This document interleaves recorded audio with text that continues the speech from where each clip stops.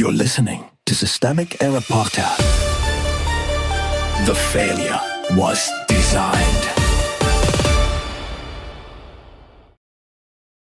Republicans have a dirty little secret that will make Trump furious, based on an article by Nick Hilton. Trump demands a ballot ban and Republicans scramble for cover. Donald Trump is furious because his party cannot pass the version of the Save America Act he wants. The obstacle is not mystery or confusion. It is Republican resistance inside Republican power centers. Speaker Mike Johnson lacks the votes for Trump's demanded crackdown on mailed ballots, so House leaders are retreating to a narrower bill that preserves state control while pretending to answer the president's grievance. The power is not hidden. The real decision makers here are not abstract election reformers. They are Trump, Johnson, and the House Republicans trying to balance obedience against self-preservation. Trump is the pressure source. Johnson is the broker who knows the proposal cannot clear his own chamber. The GOP insiders are the ones admitting what the public line avoids.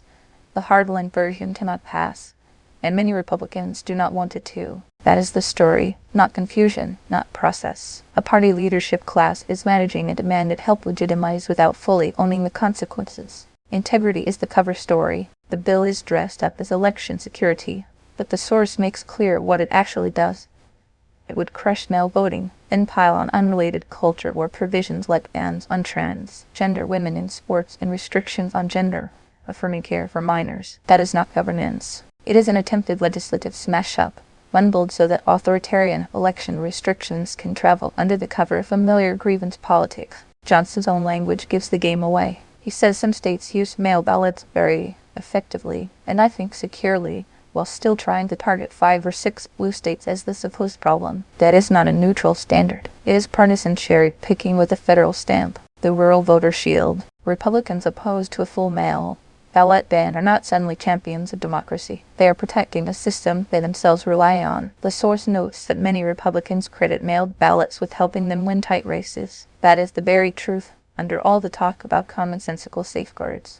Johnson and Representative Julie Fetterchak both gesture toward rural voters who cannot easily reach a ballot box. That concern is real, but here it functions as political insulation. Republicans want to preserve the voting methods that help their own voters and candidates, while stripping them away from everyone else. It is selective access, not principle. Deliberate harm, not administrative confusion. The most dishonest framing in stories like this is the suggestion that the damage would be an unfortunate side effect of a good faith debate. The source does not support that. Trump repeatedly demanded a drastic crackdown. Hardline conservatives wanted to broaden it further. GOP leaders knew the consequences, knew the votes were shaky, and kept pressing a narrower version anyway. Critics warned the bill could disenfranchise millions of voters. That is not an accidental byproduct of technical tinkering. It is a foreseeable result of a project built around making voting harder, less uniform, and more vulnerable to partisan manipulation. When Republicans say they want reforms, the actual content is restriction. The pattern is the point.